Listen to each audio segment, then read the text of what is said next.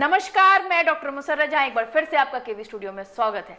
आइए मैं आपको पाटलिपुत्रा के सांसद श्री राम कृपाल यादव जी से मिलाने जा रही हूं और जानते हैं जन जन की पुकार आत्मनिर्भर बिहार क्या है।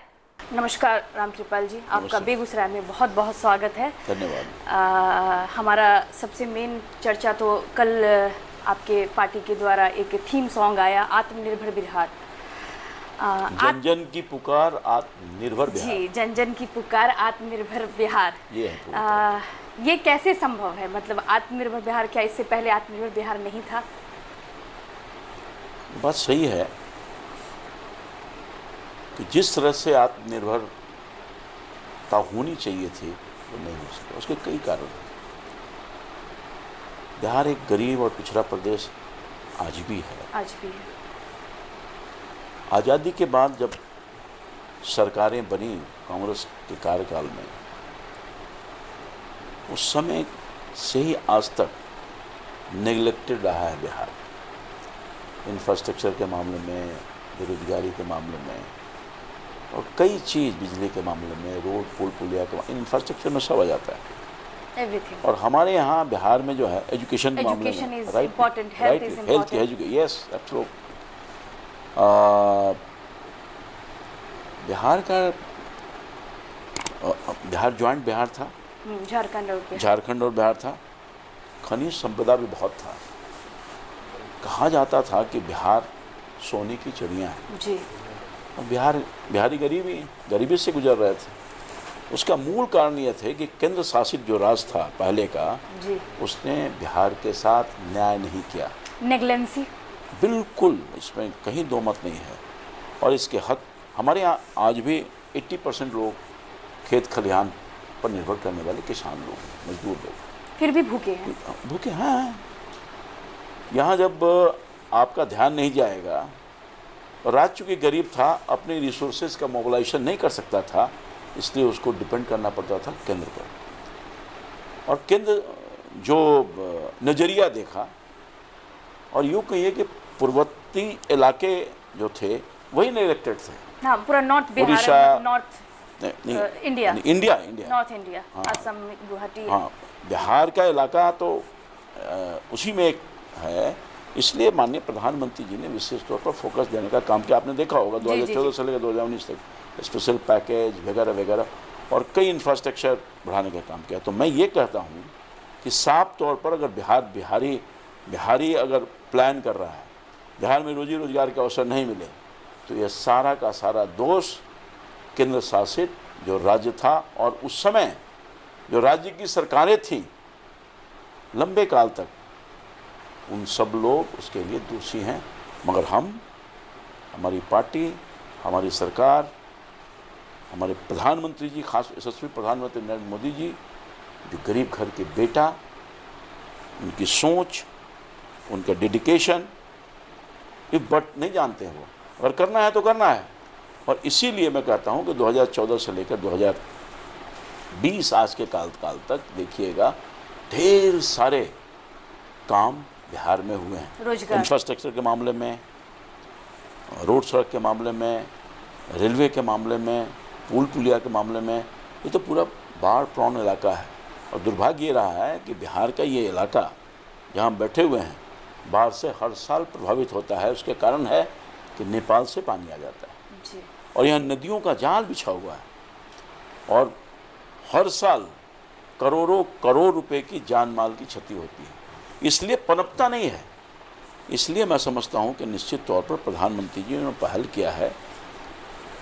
एक तो कोरोना काल में का जो अवसर है, आपदा है, उसको अवसर में बदलने के लिए माननीय प्रधानमंत्री ने कहा कि हम आत्म भारत, और उसी का कड़ी है। जबकि आत्म बिहार होगा, आत्म झारखंड होगा, बंगाल होगा, उड़ीसा होगा, अन्य दूसरे जो राज्य होंगे, तभी तो भारत आत्मनिर्भर होगा।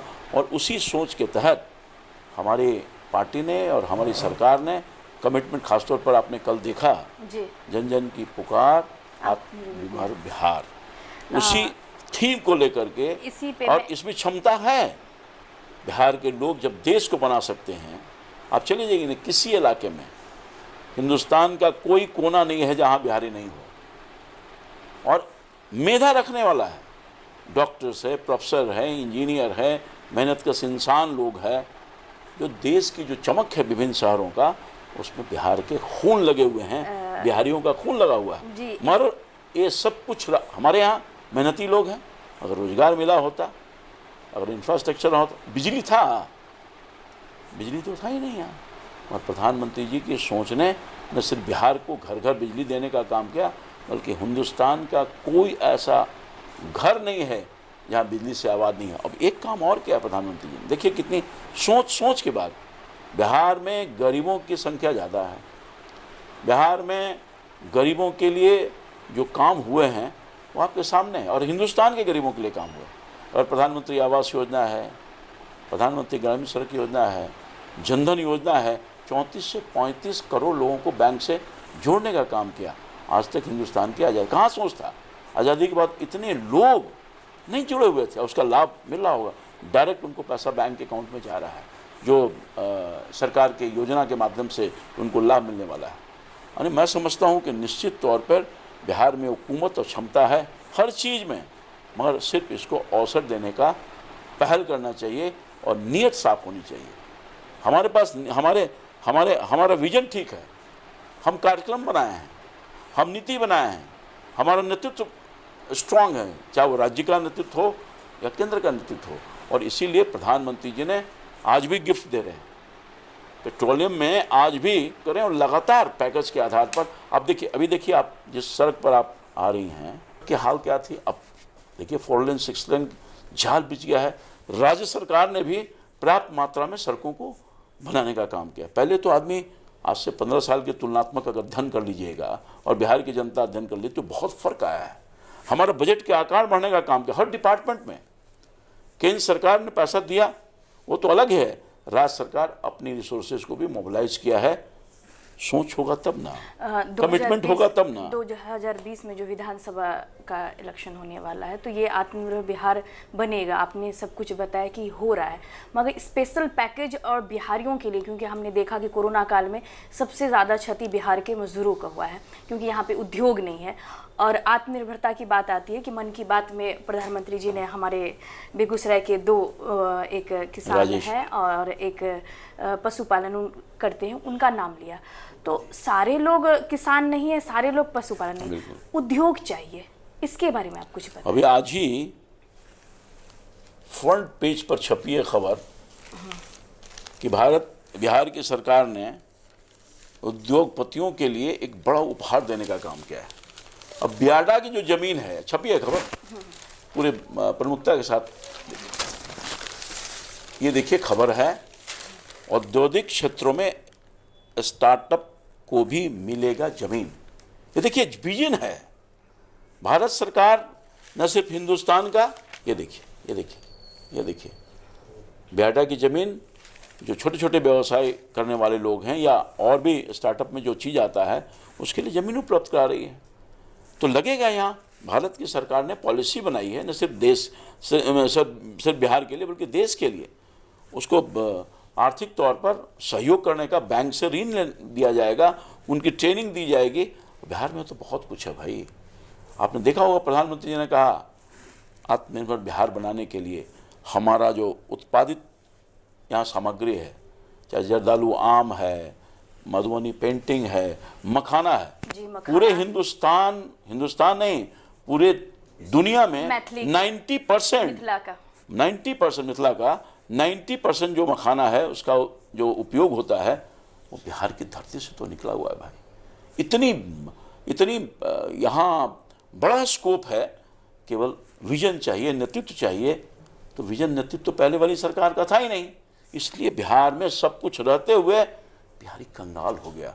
और प्रवासी मजदूर के रूप में बाहर सबसे अधिक, हिंदुस्तान में सबसे अधिक प्रवासी मजदूर कहाँ के हैं? बिहार के। आपने देखा होगा जब लॉकडाउन हुआ और कोरोना काल में सबसे अधिक रिकॉर्डेड मजदूर बेचारे बाहर में, यहाँ सब कुछ मिला होता तो शायद नहीं जाते। और आपने कहा, एक सवाल पूछा था आपने कि मजदूरों के लिए सरकार ने क्या किया।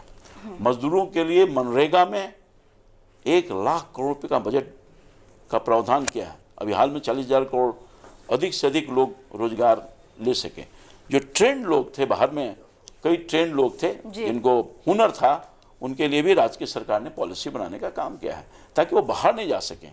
और नहीं हर मजदूर के अकाउंट में सीधे 1-1 हज़ार रुपये की राशि दी गई है। और यही नहीं, कोरोना काल में गरीबों के लिए प्रधानमंत्री जी की जो पीड़ा है, दर्द है, केवल योजना तक नहीं, गैस के चूल्हे तक नहीं, उसमें खाना बने उसके लिए मुफ्त में राशन देने की व्यवस्था की गई है और अगले नवंबर तक जारी रहेगा।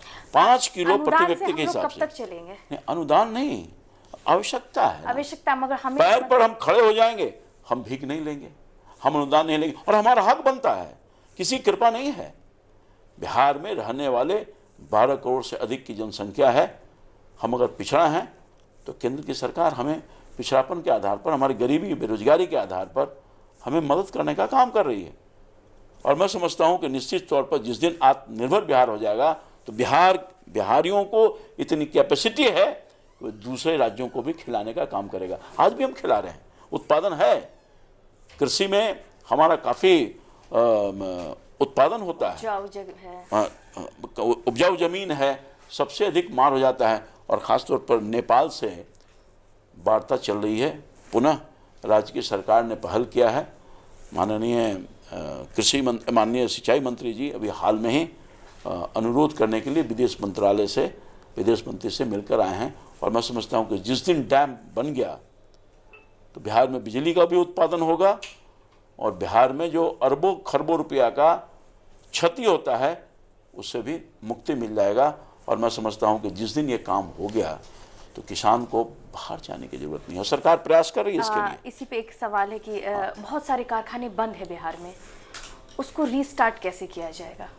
देखिए, अभी कई पैकेज दिया है प्रधानमंत्री जी ने, न सिर्फ बिहार के जो कारखाने बंद हैं उसको संचालित करने के लिए, उसको चलाने के लिए, बल्कि देश के अन्य भागों में भी इस तरह की समस्या है तो उसके लिए आर्थिक पैकेज मिला है।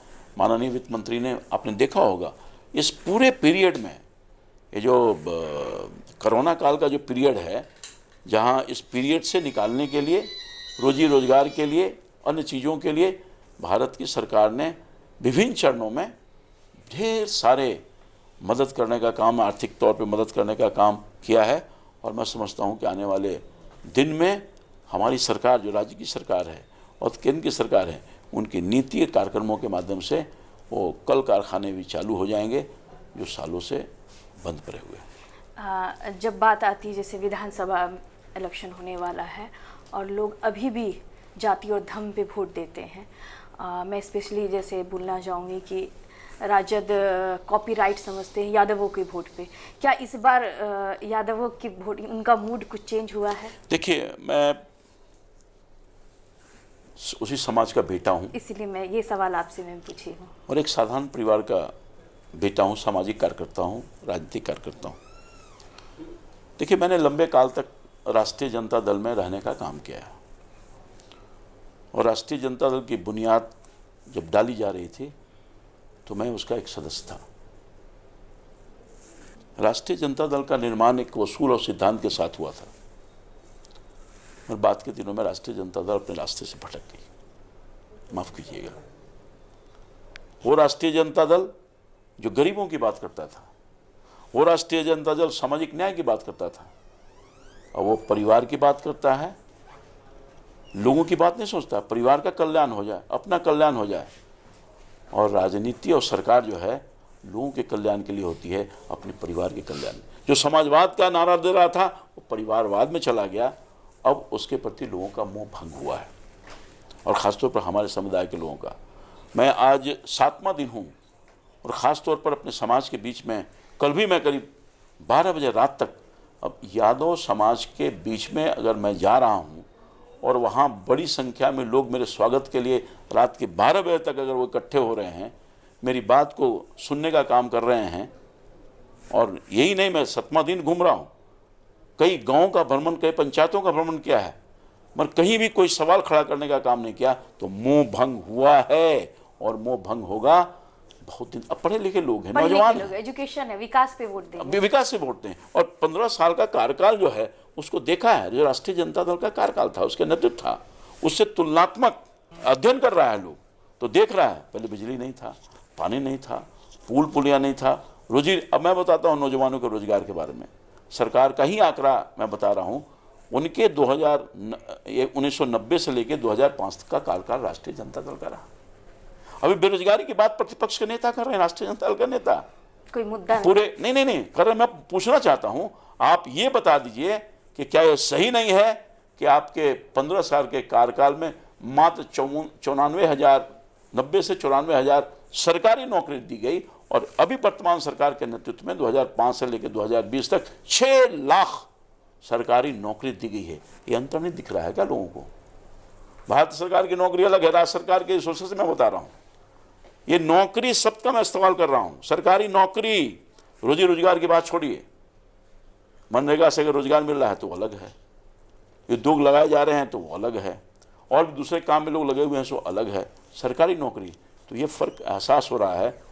बिजली नहीं था, पानी नहीं था, रोड पुल पुलिया नहीं था, जाति से ऊपर उठेंगे हाँ। और मैं बताऊं कि भारत के प्रधानमंत्री आदरणीय नरेंद्र मोदी जी ने, जो गरीब के बेटा हैं, गरीबों के लिए कल्याण करने का काम किया है, और गरीबों, उनका प्राथमिकता है गांव, गरीब और किसान, और उसी कार्यक्रम को लेकर के पूरे हिंदुस्तान में और बिहार में सहित आर्थिक स्थिति मजबूत हो जाए, उनका कल्याण हो जाए, तो इस कार्यक्रम को चलाने का काम किया है। और बिना जाति, राष्ट्रीय जनता दल जाति धर्म की बात करता है, हम जाति धर्म की बात नहीं करते हैं। हम तो सबका, हमारी पार्टी जाति के आधार पर नहीं है, कोई ऐसी जाति, कोई ऐसा धर्म नहीं है जिसको हमने, जो गरीब आदमी है या आम लोग है, उसको मैं हम फर्क करने का काम क्या है, उसी में फर्क करने का काम क्या है। इसलिए हमारी जमात की पार्टी है, जो जात का, अब वो चलने वाला भी नहीं है, वो मूल मंत्र चलने वाला भी नहीं है। अब लोग समझने लगे हैं, अब लोग चाहते हैं उनका जीवन सहज हो जाए। जी, इसी पे मैं एक सवाल करूंगी। जिस तरह से आपकी लोकप्रियता सारी जाति और धर्मों में है, तो क्या इस बार अल्पसंख्यक भी आपके साथ जुड़ेंगे? देखो भाई, अल्पसंख्यक समुदाय आज भी जितना स्नेह हमें करता है, मोदी जी को करता है, दूसरे लोग सोचेंगे कोई। अच्छा, आप बताइए, आप अल्पसंख्यक समुदाय से संयोग से आ रही हैं जी। मैं पूछना चाहता हूँ, एक काम, ये जो राशन मिल रहा है, ये जो मकान मिल रहा है, ये जो घर घर बिजली मिल रहा है, ये जो गैस का कनेक्शन मिल रहा है, या रोड सड़क गांव में बन रहा है, नली गली बन रहा है, घर घर में जल मिल रहा है, क्या उसमें अल्पसंख्यक समुदाय के लोगों के साथ कोई एक एग्जाम्पल दे दीजिए, कोई विभेद हुआ है क्या? प्रधानमंत्री जी जब आवास योजना का, जब मैं उसमें ग्रामीण विकास मंत्री था राज्य, प्रधानमंत्री, और मैं गया हूँ देश के हर कोने में, मैं गया हूँ करीब करीब, और गांव में जाता था, लोगों से पूछता था, उसमें दूसरे समुदाय के लोग कम, जो गरीबी आधार था, और अल्पसंख्यक समुदाय के लोग ज़्यादा रहे हैं, ये मैं कह रहा हूँ। आप बताइए कि ये योजना में कोई अगर कटौती हो, आप पत्रकारिता कर रही हैं, अच्छा सवाल आपने किया, मैं धन्यवाद देना चाहता हूँ। हमारी सरकार, मोदी जी की सरकार या नीतीश कुमार जी की सरकार, सबको लेके चलने वाली साथ, हमारा मूल मंत्र है सबका साथ, सबका विकास और सबका विश्वास। ये जीतने का काम मुद्दा है? बस यही रहता है कि अपोजिशन वोट बैंक की राजनीति कर रहा है। अपोजिशन बेरोजगारी, 15 साल से अपनी बेरोजगारी दूर करने की बात कर रहा है, अपने परिवार के लोगों की नहीं। कितना कल्याण हुआ है यादव समाज का, ये कोई आंकड़ा दे सकता है क्या? मैं तो उसी समाज का बेटा हूं, मैं भी दूध बेचने वाला का बेटा हूं, मेरा वही यादव समाज का खून है, और पीड़ा है, दर्द मैं जानता हूं।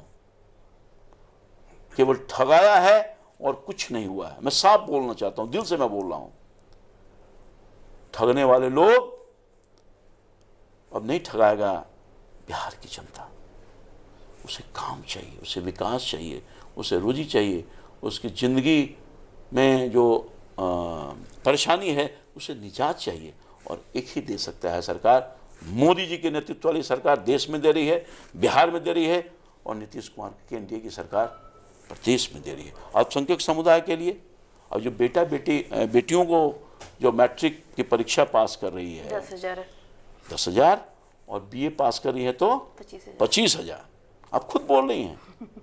क्या उसमें अल्पसंख्यक समुदाय के लोगों को नहीं मिल रहा है? उनको ज्यादा मिलता है ज़्यादा। और उसके लिए अल्पसंख्यक समुदाय के लिए हमारी एनडीए की सरकार अलग सी योजना बना रही है, आत्मनिर्भर होने के लिए, पैरों पर खड़ा होने के लिए। स्कॉलरशिप है, बिल्कुल आपने ठीक कहा। मुझे भी तो मिला है। आपको भी मिला है। अब बताइए, आप अल्पसंख्यक आप ऐसा सवाल कैसे कर सकती हैं? मैं अपने लिए सवाल नहीं, सवाल मैं धन्यवाद देना चाहता हूँ। आवाम के लिए, आवाम के मन में ये भाव जाना चाहिए कि ये सरकार, मोदी जी की सरकार और एनडीए की सरकार सबके हित में खड़ी रहती है, चाहे पिछड़ा हो, दलित हो, शोषित हो, अगड़ा हो, कोई समुदाय का लोग हो, दलित हो, सबके लिए समान सोच है। और कोई ऐसा जाति और धर्म नहीं है जिसके लिए हमारी सरकार ने काम कर। आप ये बता दीजिए, आपको राहत नहीं हुआ 3 तलाक? राहत नहीं हुआ? दिल से हाथ पर रख के बोल दीजिए, मोदी जी राहत नहीं दिए क्या महिला समाज के लोगों को?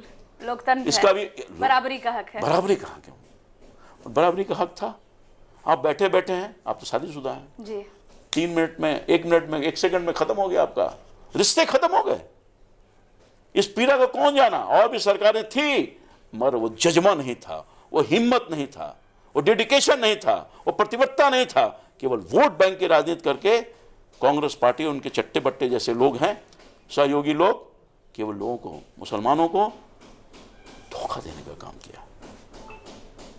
हिंदुस्तान में गरीब, मैं जानता हूं आपकी पीड़ा को, मैं समझता हूं, चूंकि आपके साथ मेरे गाढ़े रिश्ते हैं, मैं आपकी दर्द पीड़ा को जानता हूं। मैं ठकाते रहे हैं बेचारे लोग, धर्म के आधार पर, जाति के आधार पर, भावना में बह करके लोग बहक जाते हैं। मैं अपील करना चाहूँगा, गुजारिश करना चाहूँगा अल्पसंख्यक समुदाय के लोगों को और अपने जाति के समुदाय के लोगों को, आँख खोलो। यहाँ पर जो है लोग, वो आपके लिए, मोदी जी खड़े हैं यहाँ पर, नीतीश कुमार जी खड़े हैं आपके जिंदगी को ऊंचाइयों पर ले जाने के लिए, आपके जीवन को उठाने के लिए। बेगूसराय से आपका खासा लगाव दिखता है, इसकी क्या वजह है? पूरे बिहार से खासा लगाव है। देखिए, मैं संगठन में काम करता रहा हूँ और लंबे अरसों तक इस गांव गलियों में दौड़ता रहा हूँ, तो वो प्यार, वो मोहब्बत आज भी कायम है। और इसलिए, और बेगूसराय तो दिनकर जी की धरती रही है, एक से एक महापुरुषों की धरती रही है। मैं बेगूसराय में क्रांतिकारी लोग रहे हैं, देश की आज़ादी में अपनी कुर्बानी देने का काम किए हैं, इसलिए बेगूसराय की जनता को मैं सलाम करता हूँ। सर, एक और सवाल है कि आप ऑलमोस्ट आई थिंक कि 6 टाइम सांसद रह चुके हैं, इस बार मंत्रालय नहीं मिला, क्या माननीय प्रधानमंत्री कुछ अरे और प्रधानमंत्री जी और भारतीय जनता पार्टी और एनडीए को मैं धन्यवाद देना चाहता हूँ। मैं जहाँ था पहले, वहाँ लगातार कई वर्षों तक सांसद रहा था, मगर मुझे मंत्री पद सौभाग्य नहीं हुआ। मैंने अपनी 33-34 साल जीवन जो है खपाया है दूसरे दल में, राष्ट्रीय जनता दल में, मगर वहाँ कभी न राज्य में मौका मिला। मैं तो एमएलसी भी रहा हूँ 2 बार, न केंद्र में मिला। और यहाँ जाते ही मुझे तो दूध में मक्खी की तरह निकाल कर फेंक दिया गया था, इसलिए कि मैं किसी का बेटा नहीं था, इसलिए मैं किसी का बेटी नहीं था। हमारे जैसे कार्यकर्ता को वहाँ दूध में मक्खी की तरह निकाल कर फेंका गया।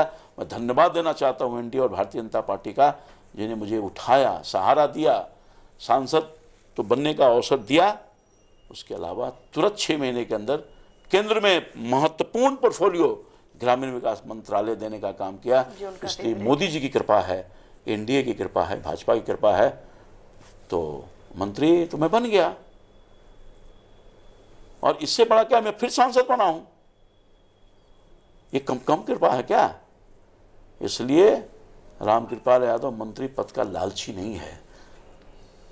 जनता की सेवा किसी भी स्थान पर रह के किया सकता है, पार्टी के संगठन को मजबूत किया सकता है, इससे मैं प्रसन्न हूं। देखिए राष्ट्रीय जनता दल क्या हाल है, जितने राष्ट्रीय जनता दल को सींचा, उसी पेड़ को जिसने खड़ा करने का काम किया, उन सब लोगों को काटा जा रहा है। मैं तो एग्जाम्पल हुई हूँ, रघुवंश साहू का क्या हुआ, फातमी जी का क्या हुआ, एमएम फातमी का, एक से एक। भोला राय जी अभी यहाँ छोड़ दिए हैं, राघोपुर, जहाँ से प्रतिपक्ष नेता चुनाव लड़ने वाले हैं, 32, 34 साल तक सेवा किया है। और अनेकों ऐसे लोग हैं, मैं नाम गिनाऊं तो लंबा हो जाएगा, जो असहज महसूस कर रहे हैं, घुटन महसूस कर रहे हैं, परेशानी की दौर से गुजर रहे हैं, अपमान सह रहा है, गाली लोग सह रहे हैं। मैं सह के आया हूं, मैं पीड़ा को जानता हूं। समय रहते मैं निवेदन करना चाहता हूं, आग्रह, जैसे रघुवंश बाबू ने निर्णय लिया है, जो घुटन सहने वाले लोग हैं, आपने देखा कितना पार्टी छोड़ रहा है लोग जी। और एक से एक लोग हैं जिनके खून पसीना से राष्ट्रीय जनता दल का निर्माण हुआ है, उसी को तोड़ने पर लोग लगे हुए हैं। इससे मैं उन लोग से भी आग्रह करता हूं, रघुवंश साहू ने अच्छा निर्णय लिया है, आप सब लोग भी आ जाइए, वहां आप सांस लेने का भी माहौल परिवेश नहीं है। जी बहुत बहुत धन्यवाद, Thank आपने you. अपना कीमती आपका वक्त दिया, बहुत बहुत धन्यवाद।